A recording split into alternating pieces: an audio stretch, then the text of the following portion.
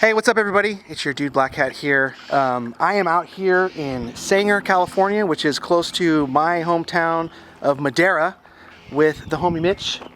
And we got an update on this bad boy. So let's go check it out.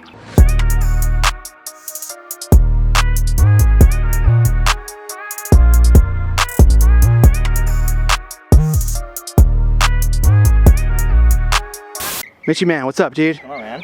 How's it going? Good. Very good.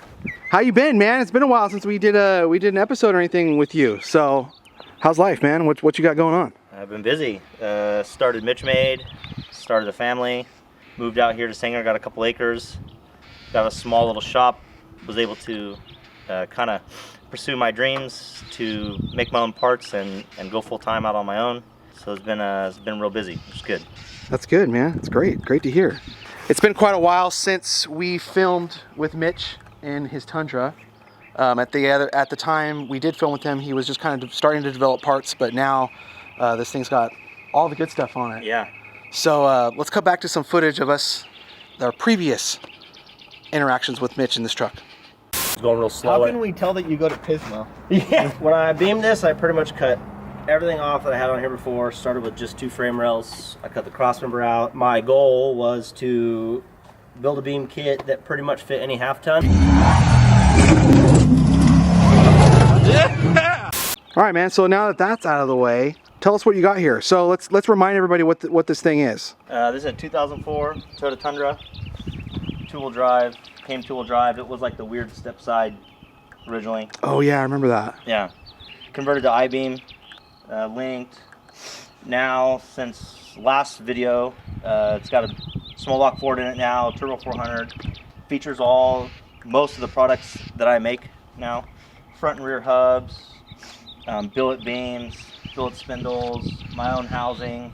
Just a lot of cool stuff that I've developed over the last 4 or 5 years. Heck yeah, man. Yeah, I mean, just in my overall looks of this thing, I can remember it from the beginning when it was still an A-arm truck and all that kind of stuff, and this thing's come a long way, man. It's got really cool stuff on here that you manufacture yourself, which is really cool, and we'll get into that later after we go over the truck. But well, okay, let's start with the front, man. Anything different up here light wise? I see you got some big old Soltex here, dude. Yeah, they've just kind of been on here forever. Just some old school lights I picked up at the swap meet. Just kind of lived on here forever. Heck yeah. Same bumper? Same bumper. Well, kind of. I smashed it a couple times at the party and did 3 a.m. repairs so that I could make it the next day. As you can tell, the radiator was smashed, but it doesn't leak, so it just kind of continues to live. Heck yeah. Where's the skid plate? I always kind of lose it. Taking it off, and I don't know, it's somewhere. It's around here somewhere. I've been wanting to change the bumper and move the radiator to the back, but it just kind of never happens. My truck always gets the last second upgrades, so yeah. Well, that's kind of just what happens when you're a business owner, yeah, and you're trying to get other things done. It's safe and it works good and it's really fast, so yeah. That's all that matters to me right now. Well, and it's housing all your stuff. So let's get into that, man. So billet beams, huh? Yeah, this was a pipe dream. The weld it yourself kits have been really successful, which I've been super blessed to be able to be busy with that. And I noticed that a lot of people were paying other people to weld them, and it gets costly. I kind of had this pipe dream of making billet beams, and actually Morgan hit me up for a set of beams, and I projected the idea to him, proposed it, and he was all for it. So it allowed me to develop them and get them going. I had a buyer, and they've actually kind of taken off. So I machine all these in-house, all designed in-house. Exact same as the full-size kit. So if you had a full-size kit and wanted to upgrade, they could just bolt right in. Oh, right on. Which is neat. It's just a one-off deal. As far as I know, no one's made them like this. So I've been they're stoked about it. They're freaking gorgeous. And then you have them matched up with your own billet spindle and front hub and hub setup too. Yeah, which is really, really cool. So like these things are like mega strong. Yeah, I mean really strong. Like really strong. The pound for pound, they weigh the same as the fabricated ones. So okay. All constructed out of 70-75 is makes them really stout. Yeah. Heck yeah, man.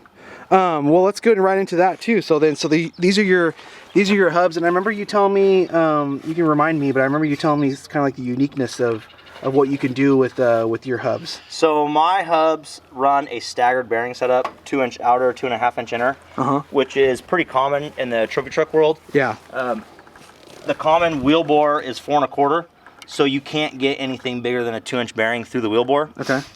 Which it doesn't really need to be bigger than 2-inch. So what you do is you stagger the bearings. You're able to set the wheel mount surface in between the bearings, which allows you to correct wheel scrub and get the geometry where it needs to be instead of compensating for wheel scrub. So it really, one, makes it super strong, and two, you know, corrects a lot of like steering geometry and wheel scrub and load, and it makes a big difference. Right. Beams need all they can get to work well. And then the cool thing about your hubs too is you offer them in like a 6-lug. I offer them Toyota, Chevy pattern. in all patterns. Yeah. So the front come in 5 on 5.5, 6 on 5.5, and 6 on 6.5. So it's basically like a trophy truck spec hub that you can get in all patterns. Heck yeah, right on. Is that something new? Kinda. CNC used to offer something of this sort.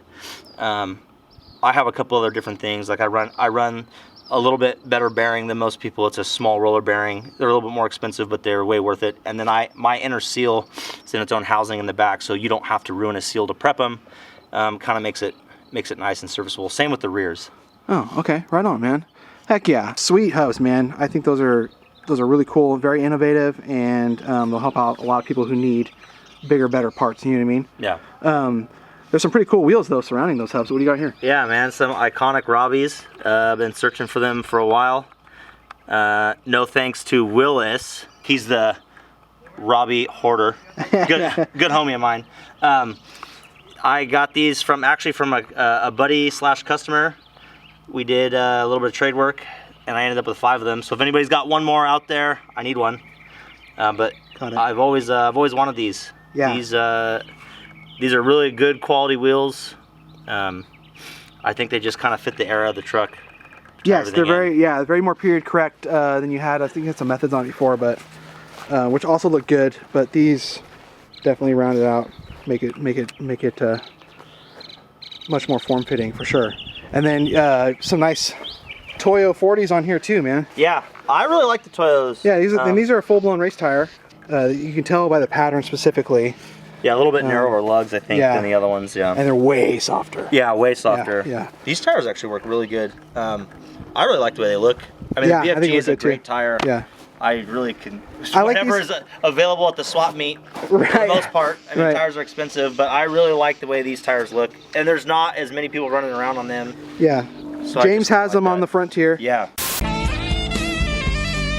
So he's got a brand new set on there, but I like them too because they probably aren't, but they look a little bit skinnier than like a BFG.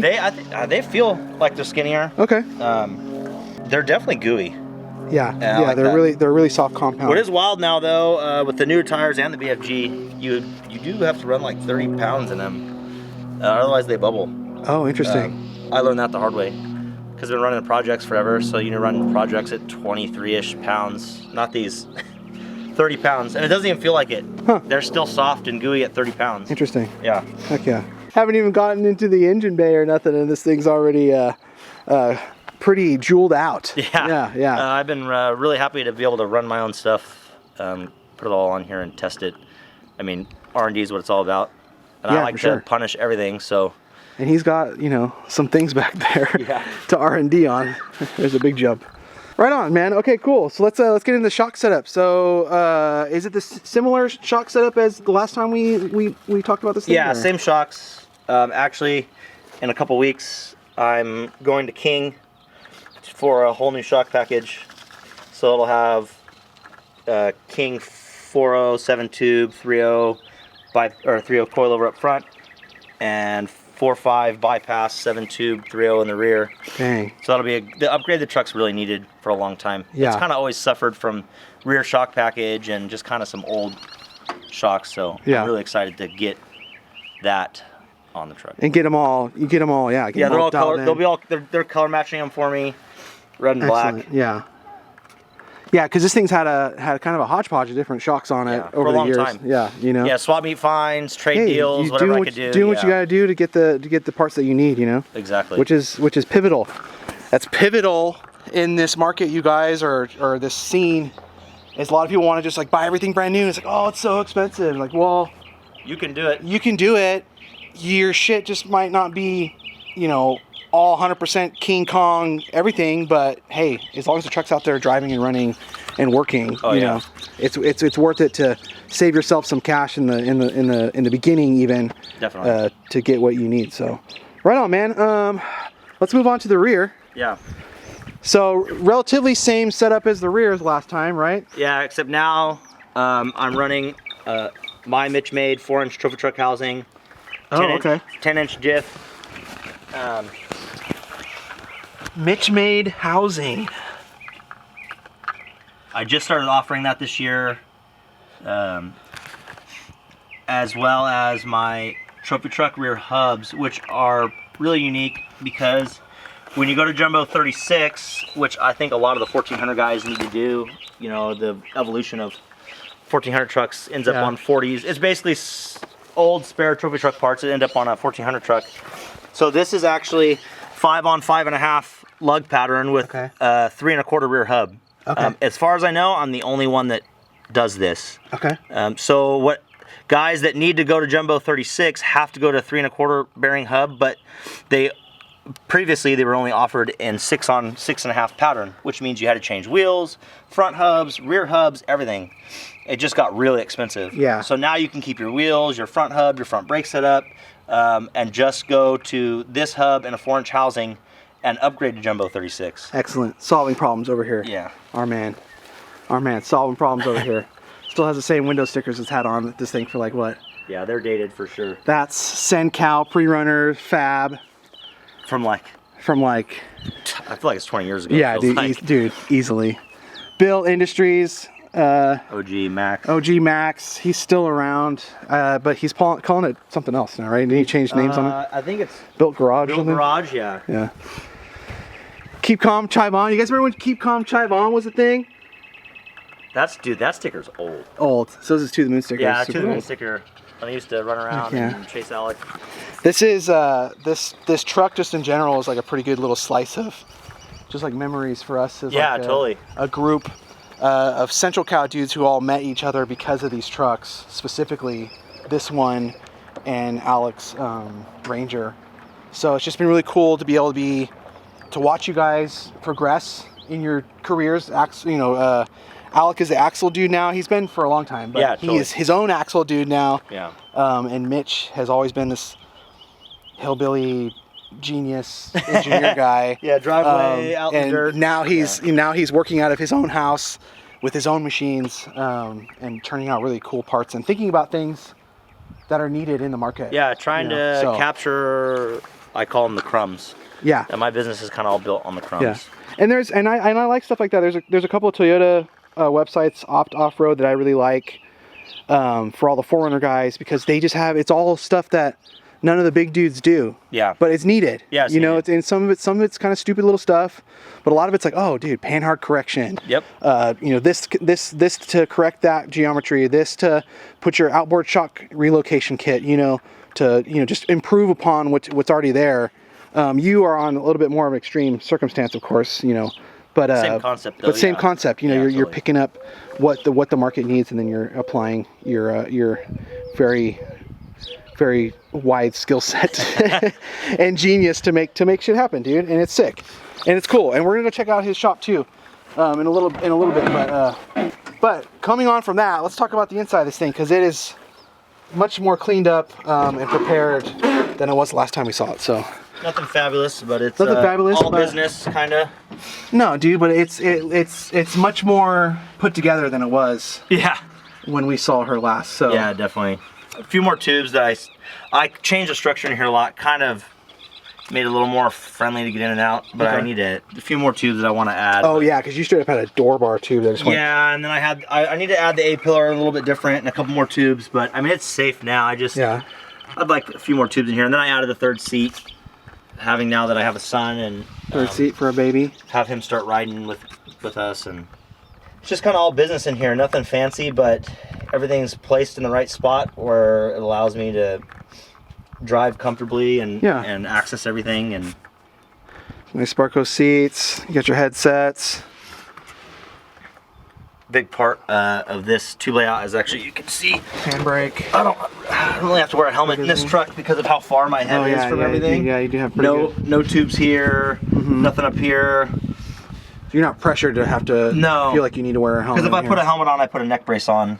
It's either all or nothing. So. Right. What's the point? And we do a lot of just cruising around, so. Yeah. Just cruising. Cut to a clip of him just cruising.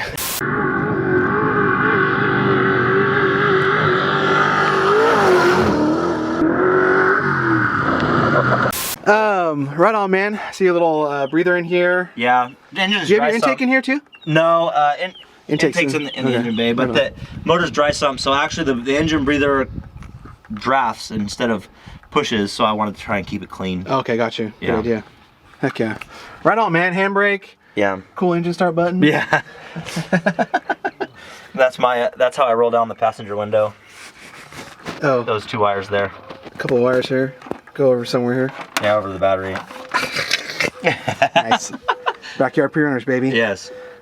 Sweet, man. Well, we just keep kind of giving hints about the engine because this thing has a really unique engine setup. So let's pop the hood and check out the engine in this thing. I think it's pretty cool. So on to the engine. This thing has a pretty cool engine in it, man. What is it? Yeah, I'm a pretty hardcore small block Ford guy, and the 4.7 just would never die. So I used the excuse of having some wiring issues, which I couldn't figure out, to finally put a different motor in it. And I was just gonna do like a junkyard small block Ford with maybe some heads and a couple things. And then a buddy of mine was like, I have all these old trophy truck parts. Do you want them? I was like, of course. Then we went down the rabbit hole. So now it ended up being dart block, 351, 9.5 deck with like some old Chris Patton Yates heads that are essentially like a mid-90s NASCAR small block style head, 8,000 RPM, 8-in-1 headers. It's allegedly supposed to make like 800 crank, 550-ish wheel. It's pretty rowdy. This thing is pretty rowdy. I kept it carbureted, just kind of to add insult to injury. Plus, I hate using stuff that like EFI I wouldn't really be able to diagnose like I would want to in the desert. So just keeps it simple, always works. Right on, man. So this is a NASCAR engine. Essentially, loosely based cup car engine, more cubic inches. Probably not quite as radical on the RPM, but it definitely does not lack power. Yeah. And it spins, how high of an RPM does it spin? I have the chip all the time right now at 7, just because I'm trying to like not really push it, but it's built to turn 8K all the time. Nice. Heck yeah. Carbureted Ford NASCAR engine in early 2000s. Tundra. Love it. This is like quintessential, you know, use what you got, or yeah, totally. Be a little inventive. You know what I mean? Like this thing is such a... hard to find the words for it. Like it's like an oxymoron. Yeah, it is. Because it's like, you know what I mean?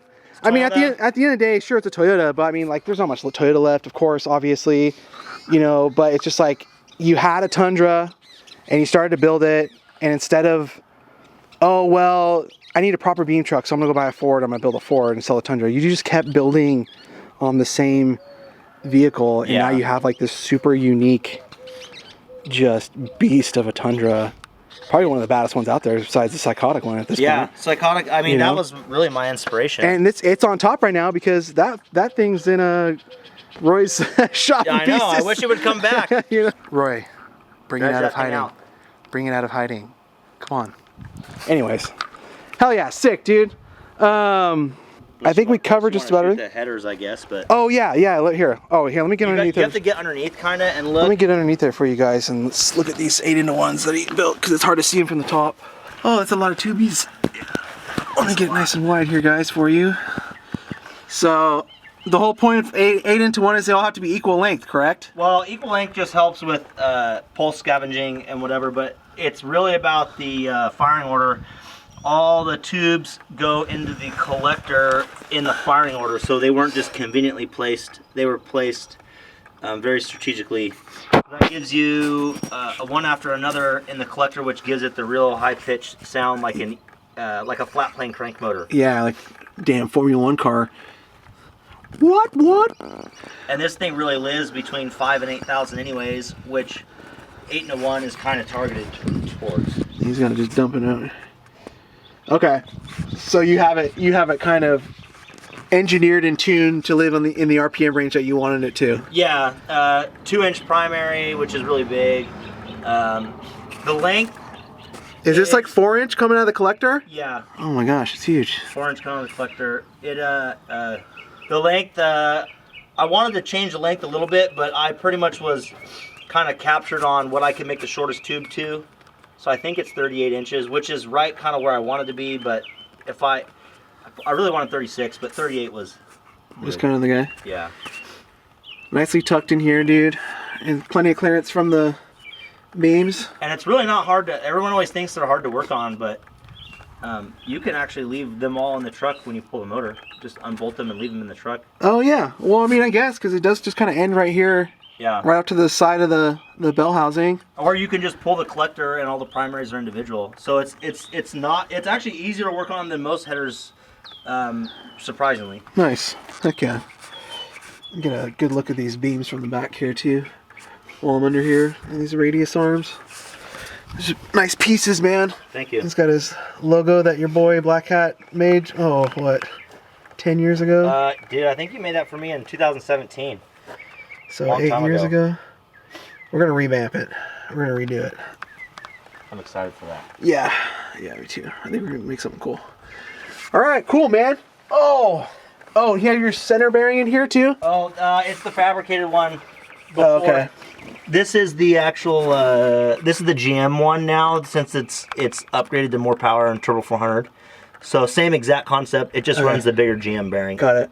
Mitch makes center bearings for you Tundra guys to blow out your drive shaft bushings. That whatever, what's it called? Yeah, center support bearing. Center support bearing. Yeah. So now I make them for Toyota replacement and then GM replacement, and like the GM one is more like a universal one also. Okay, got it. It's right here. Oh, that's the fabricated one. This is your prototyped way before I started machining them. Heck yeah, looking good under here.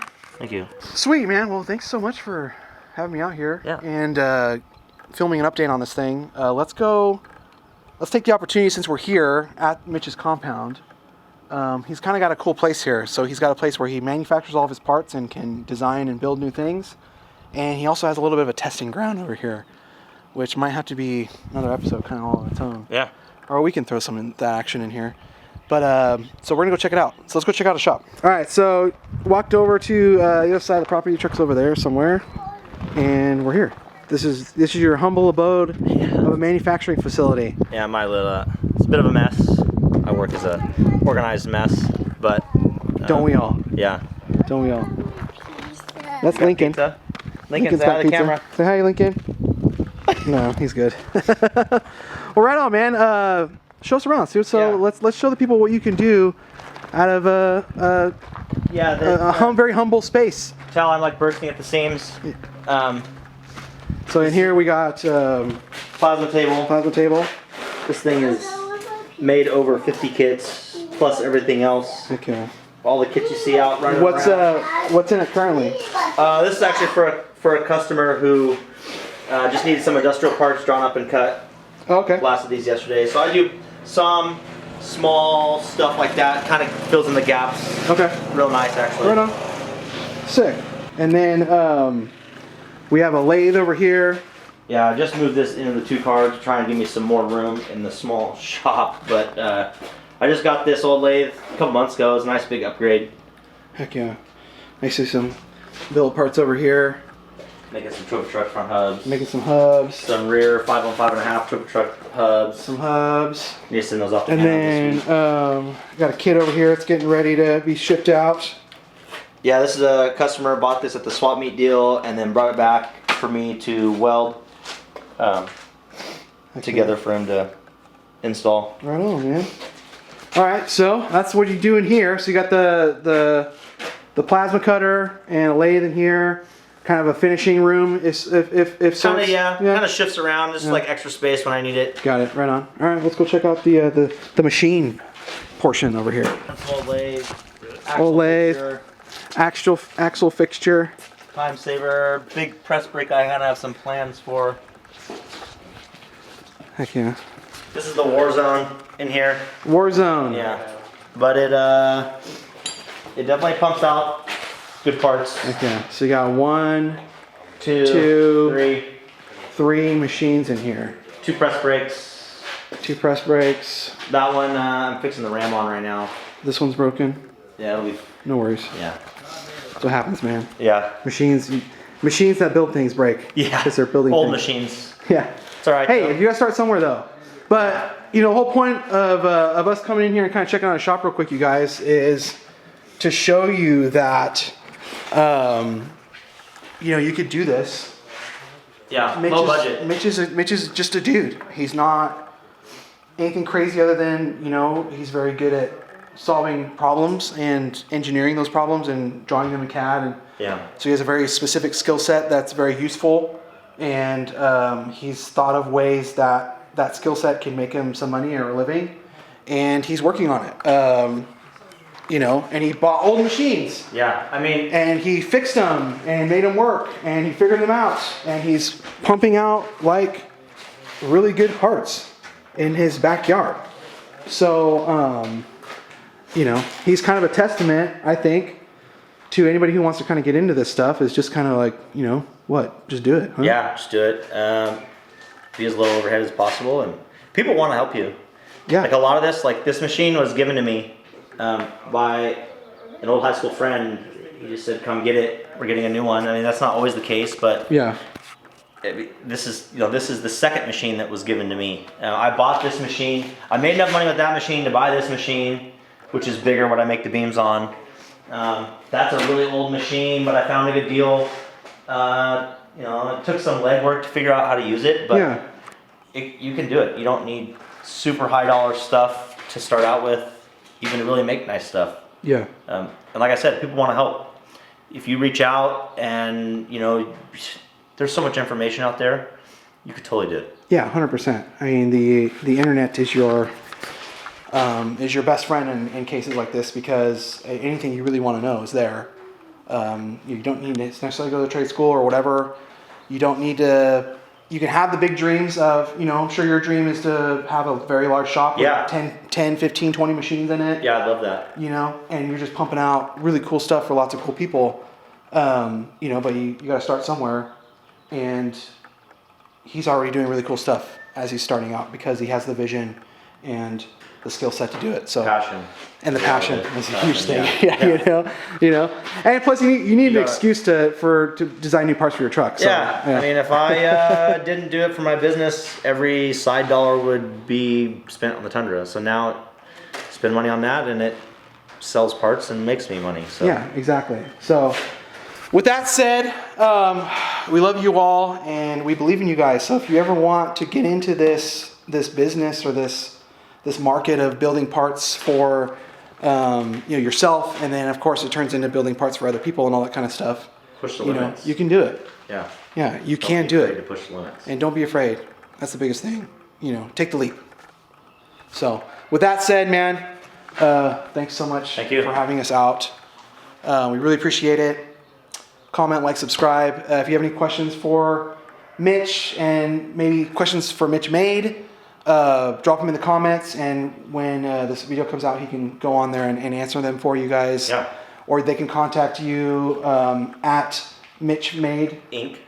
and MitchMadeInc.com. .com, or what's your Instagram? Is Mitch Made Inc. Mitch Made Inc. Yeah. Just one word? Yeah, just Mitch Made Inc. Okay, so one word, Mitch Made Inc. And yeah, he's a really cool dude. I've known him for a really long time. 20 years. And he's just very, about. yeah, he's very nice. So, Thanks. anyways, he's a really cool guy, and he's very helpful. He always helps me when I'm in a pinch and I need somebody with his skill set or intellect. He's always there for me, so I can't imagine he'd, bite you guys if you had a question for him. Yeah, no, I'd be stoked to help. With all that said, love you all very much. Thank you very much for watching, and we'll see you on the next one.